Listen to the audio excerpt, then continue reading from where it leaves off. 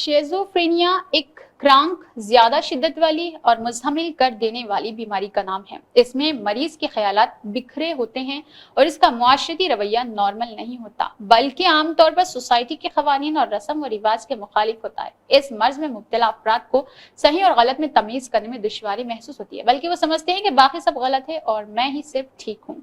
शेज़ोफ्रेनिया में मुब्तला मरीज मुआशरे से कट जाता है। शेज़ोफ्रेनिया की बीमारी को संजीदगी से लेना बहुत जरूरी है, क्योंकि इससे अंदाजा किया जा सकता है कि मरीज क्या सोचता है, किस तरह महसूस करता है और किस तरह रिएक्शन का इजहार करता है। मरीज आमतौर पर मुआशरे के मुताबिक नॉर्मल रवैये का इजहार नहीं करता। आम लोग ये तस्वर करते हैं कि मरीज दोहरी या तिहरी शख्सियत का हामिल होता है, लेकिन हकीकत इसके बरक्स ही है। इस मर्ज में मुब्तला लोगों की बहुत बड़ी तादाद तशद्दुद पर मायल नहीं होती और ना ही उनसे दूसरे लोगों को कोई खतरा हो सकता है।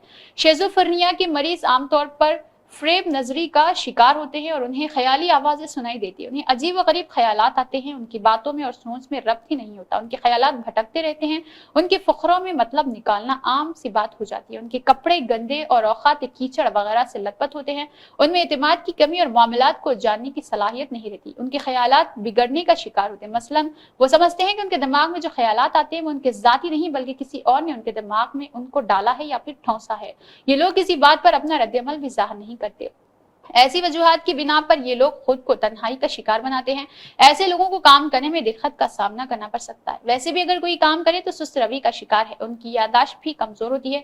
शेज़ोफ्रेनिया के निफ्स या कुछ कम मरीज इस बात को मानने के लिए ही तैयार नहीं होते कि वो किसी बीमारी का शिकार है, लिहाजा वो अद्वियात को मुनासिब तरीके से इस्तेमाल नहीं करते हैं।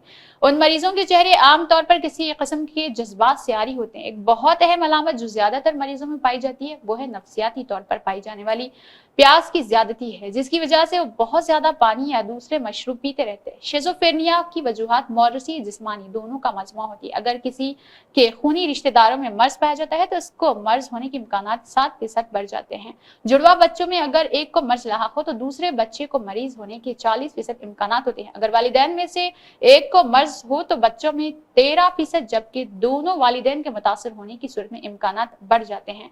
इससे कबल ऑक्सीजन की कमी वाक़ई हो जाए या माँ ग़िज़ाई क़िल्लत का शिकार हो जाए तो इसका असर पेट में परवरिश पाने वाले बच्चों पर जरूर पड़ेगा।